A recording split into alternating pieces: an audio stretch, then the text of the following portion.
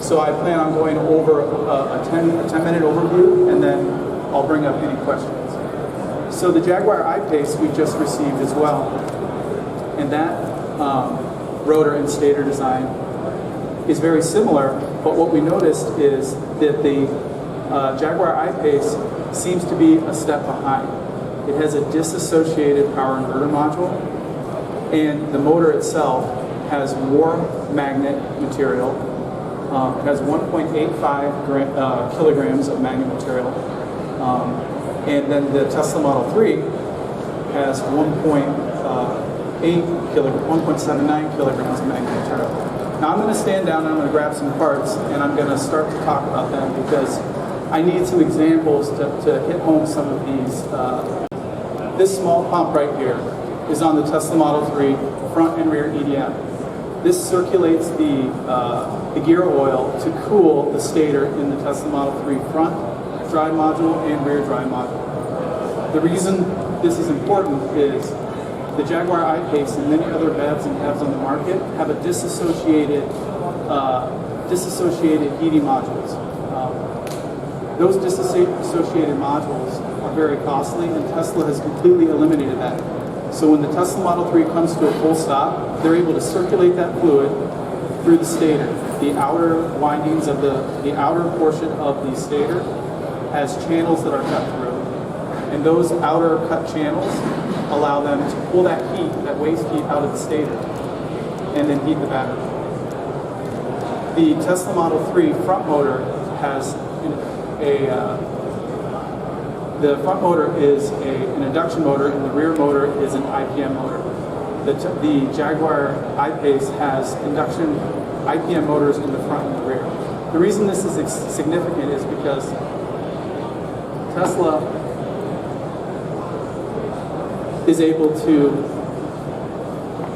better use the efficiency range of an internal permanent magnet motor in the rear, and then the performance of a synchronous motor in the front. Now, the reason I bring up Tesla Model 3 versus the Jaguar I-Pace is, from a whole vehicle perspective, we see Tesla's cooling system as being a class leader. The Chevy Bolt, as well as the Jaguar I-Pace, and many other PHEVs and HEVs that we see today, have an amalgamation of purchased parts that are very difficult to integrate. So if you open the hood of a Chevy Bolt or a Jaguar I-Pace, you will see essentially a rat's nest of wires and tubes. That rat's nest of wires and tubes is extremely inefficient from the thermal perspective. The Tesla Model 3 uses a super bottle. Now, has anybody seen the super bottle? I saw a couple people. So when we first got the Tesla Model 3, Sandy Munro, our CEO, was unaware of what made the Tesla Model 3 so special, and when we got the Jaguar I-Pace, why that range was so much less than the Tesla.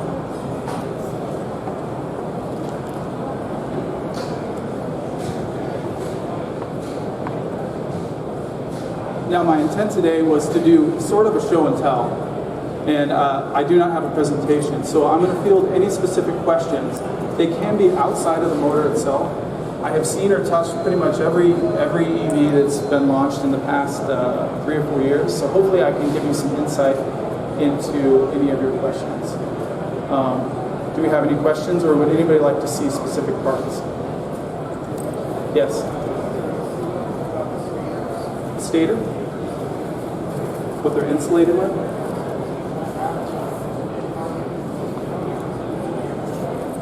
So our Munro Associates did a 2,200 page report, and I have 2 slides indicating the insulating material, the exact material, as well as the exact thickness of the enamel. So the thickness of the enamel on the Jaguar I-Pace is 37 microns, and the thickness of the enamel on the Tesla Model 3 is 30 microns. The fill factor is higher on the Jaguar I-Pace.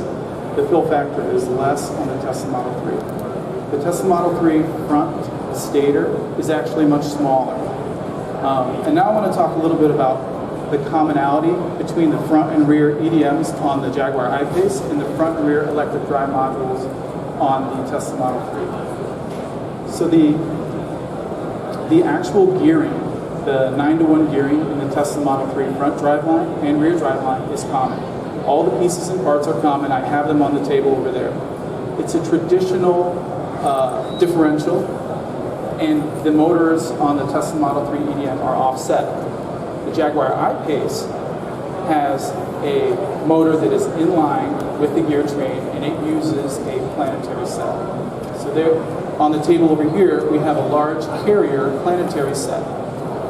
The big difference between the front and the rear on the Jaguar I-Pace is the existence of a park call on one and not the other. So I have the park call components here that are electrically actuated on the Jaguar I-Pace, but the Tesla Model 3 does not have a park call. So we've had hundreds or close to 1,000 people come to our facility in Auburn Hills, Michigan. And when I mentioned the fact that there is no park call, some people don't believe me, and I've actually had to reassemble the entire drive module on the Tesla Model 3 to show that there's no target ring, no powdered metal park call, no electrically actuated piece. So that's a paradigm shift that we see Tesla doing, is that every other EV and PHEV and MHEV that we've seen to this date have a park call. And the Tesla Model 3 does not have it on the front and rear. The thermoelectric system in the Tesla is unique in that they actually, in the battery, they weave the cooling channels through so it touches at least one part of the 2170 cells. Many other OEMs that are using pouch style or prismatic style batteries are only able to cool from the bottom or using thermoconductive paste in between the battery packs. So I'd like to open it up for more questions. Yes? You mentioned that the rear Tesla motor is oil cooled. What about the front motor, the cooling topology for the different motors on the I-Pace and the Tesla? So he had a question about the cooling topology on the I-Pace and the Tesla, and the motors themselves. Okay, so the PIM is integrated into the Tesla Model 3 EDM. And I'm going to go grab a part real quick and bring it up.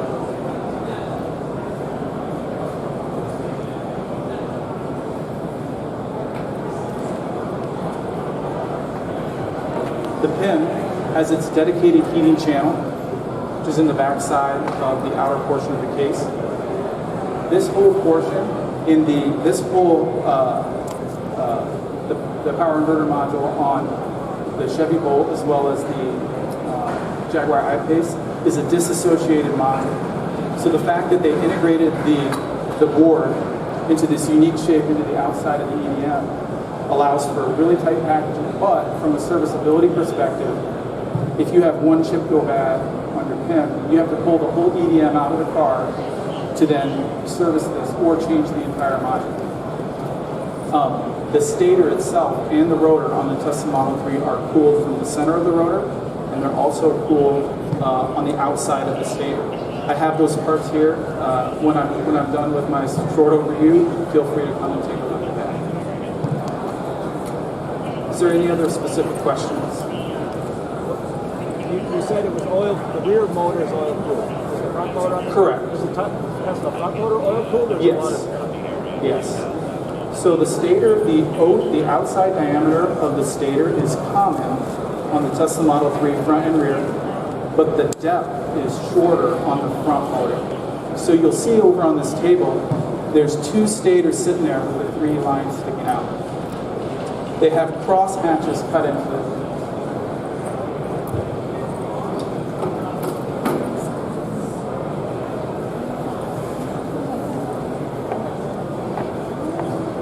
These cross hatches are where the gear oil is circulated on the outside of the stator. These laminates are toggle locked together, or there's stamp features that lock them together, and then the glue that is in between each of the laminates is thermally conductive. So Munro and Associates hosted an EV event in June, and sometimes we get feedback from suppliers that are in attendance, and they let us know that glue is thermally conductive. So when many other OEMs are welding their stators together, they're using thermally conductive glue.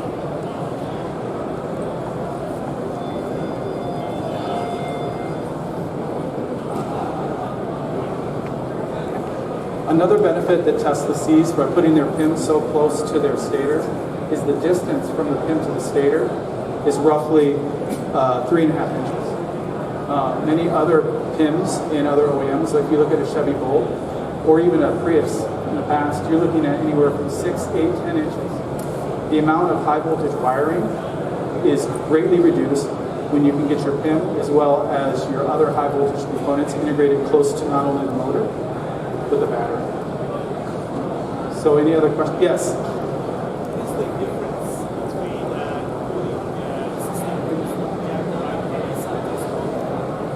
So his question is, what is the difference between the cooling system of the Jaguar I-Pace as well as the Tesla Model 3? So the Jaguar I-Pace has multiple heat exchangers in the front of the car. So I know this question kind of spans outside of motors specifically. The Tesla only has one heat exchanger in the front of the car, and their HVAC module does not use ethylene glycol that is heated and then pumped into the traditional HVAC module. What they do is they have a PTC heater that is inside of the HVAC module, and that is supplied with high voltage electricity. The rest of the cooling system on the Jaguar I-Pace is actually pretty complicated. There are 3 thermal expansion valves and multiple valves that manage the cooling between not only the interior cabin heating, the high voltage electronics cooling, as well as the battery itself. Without actually having a diagram, it's difficult to explain. But the Tesla having the super bottle allows them to funnel all 3 of their major cooling systems through one hot bottle. Any other questions? Yes.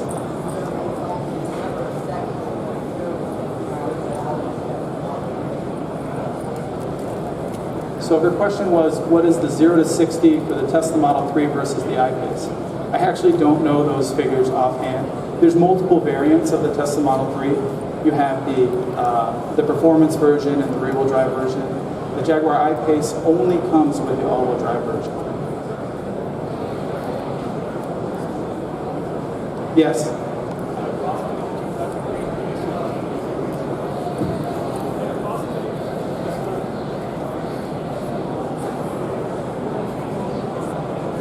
So his question is, did we do a cost study between the Tesla Model 3 and the Jaguar I-Pace? We did do that study. And unfortunately, I can't reveal too much from a holistic perspective or even on a subsystem level, because many clients pay for that type of report. But anything you see on this table, as well as the entire Tesla Model 3, we did do a cost analysis on it, yes. Yes?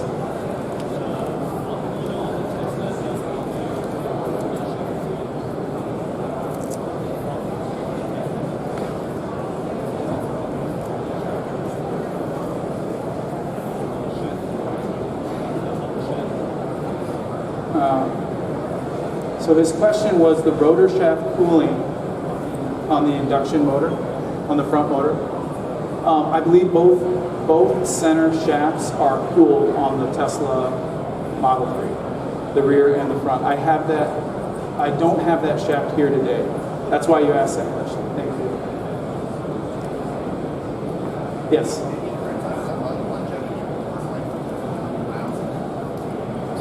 So his question was, any inference on longevity based on the designs of the Jaguar I-Pace and the Tesla Model 3? Right now it's hard to tell.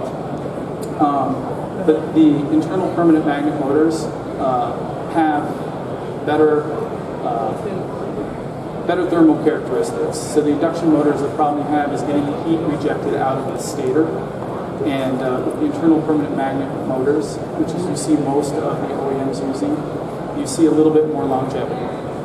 But both of these vehicles use IPM in the rear, and then IPM in the front for the Jaguar I-Pace, and induction in the front for the Tesla Model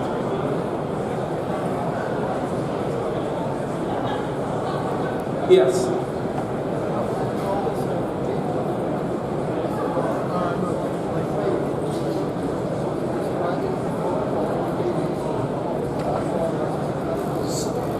So his question is a very good question. He said, is there a weight difference between the Jaguar I-Pace and the Tesla Model 3? The Jaguar I-Pace is nearly 1,000 pounds heavier than the Tesla Model 3. But that's from a whole vehicle perspective. They use a different battery construction methodology. I believe they use pouch style versus the cell style. And their battery pack is structural. So this is getting outside of the motor itself. But the structural battery pack of the Jaguar I-Pace contributes to about 350 extra kilograms and also less battery packaging space. The Tesla Model 3 battery pack does not necessarily contribute to the structure of the vehicle.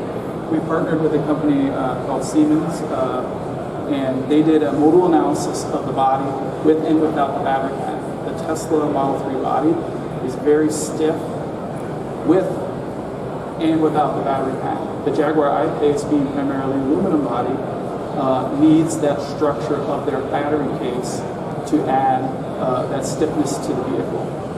The Porsche Taycan also has a very structural battery pack, and Porsche just released a lot of technical information on that. So Tesla also has their battery packs outward much further than you've seen. They're much more comfortable putting their battery cells within millimeters of the inside of the rail versus leaving a lot of crush space for the oblique pull test and other tests.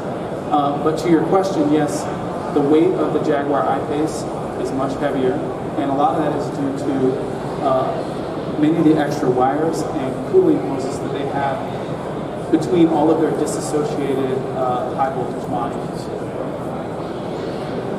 Yes.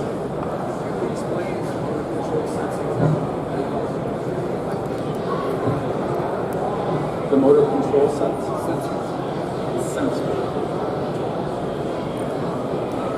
Specifically, like the resolver? Yeah. Okay. Yes. So the Tesla Model 3 has a common resolver for the front and rear motor, and it's about half the size of the resolver of the Jaguar I-Pace. So we're seeing not only a much higher level of integration, but smaller sizes in the Tesla Model 3.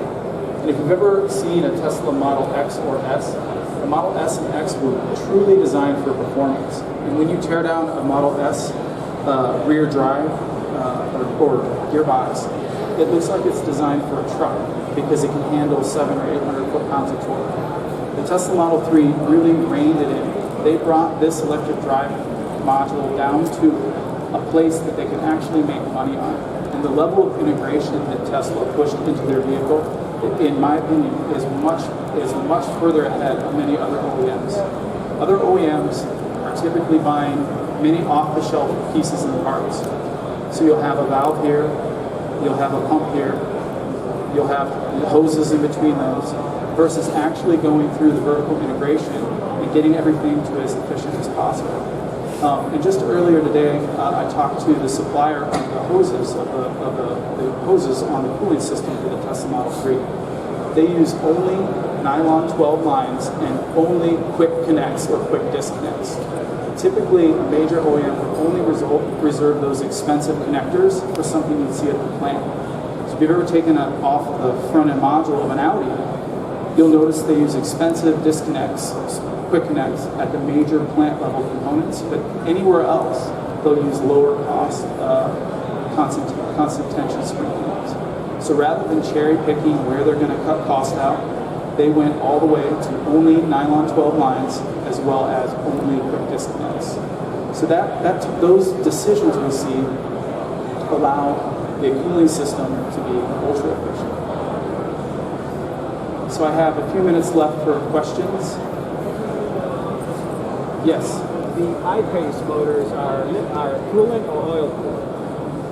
I-Pace. It is the I-Pace motor is, so they circulate the oil, but then there's a heat exchanger that exchanges the coolant, exchanges the heat with the coolant. So they're providing the EDM with the ethylene glycol coolant, but they have to circulate the fluid to get to the plate heat exchanger. On the mass discussion, it sounded like you were implying that the structural battery pack in the I-Pace drove mass up, which just seems counterintuitive. And if that wasn't the message, I understand. But if it was, can you explain why making it a structural member drove mass up in the vehicle instead of being more efficient in bringing mass down? It's because the Tesla Model 3 body is steel. So the fact that the Tesla Model 3 body is steel, they made it strong enough in the floor members where the extra mass of the battery essentially offset its impact to structural rigidity. It was surprising to us when we got the actual results. The Jaguar I-Pace is stiffer with aluminum, but there's a lot more emphasis placed on the outside of that structural battery pack, as well as the crossbar. They use multiple extrusions. Another driver in the weight of the Jaguar I-Pace is the vehicle is slightly larger. I want to point that out. They're not exactly the same size. But the battery pack itself, outside of the car, is 350 kilograms heavier than the Tesla. Yes? You talked a little bit about the fill factor. Can you talk a little bit more about the shapes of the copper wire and amber wire? So his question was about the fill factor of the stator of the Tesla Model 3 and the Jaguar I-Pace. So the Jaguar I-Pace uses hairpin wires that are 3.3 millimeters by 4 millimeters, and there's 4 of them. So maybe a little specific. The hairpin winding on the Tesla Model 3 are very small, and I don't have the exact amount, but their fill factor, I believe, is at 45% versus 60 or 75% on the Jaguar I-Pace. So I hope that answered your question. So the shape of the Tesla wire is not round? Round, yes. The shape of the Tesla wires are round, and I don't have the exact OD off the top of my head. Yes.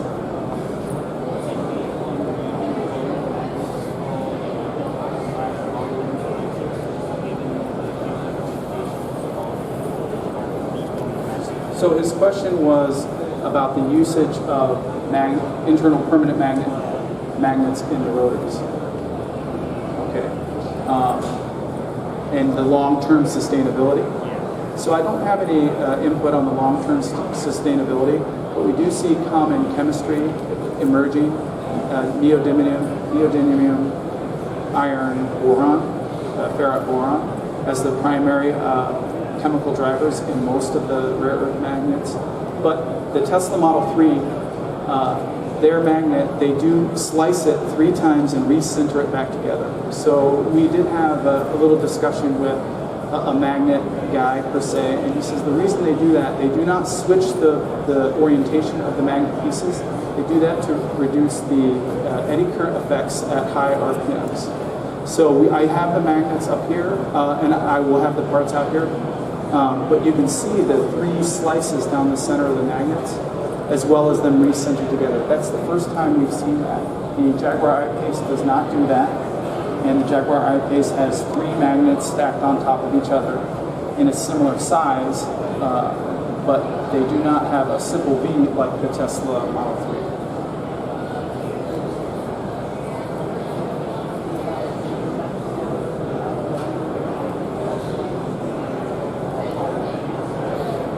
So her question was the efficiency of the induction motor versus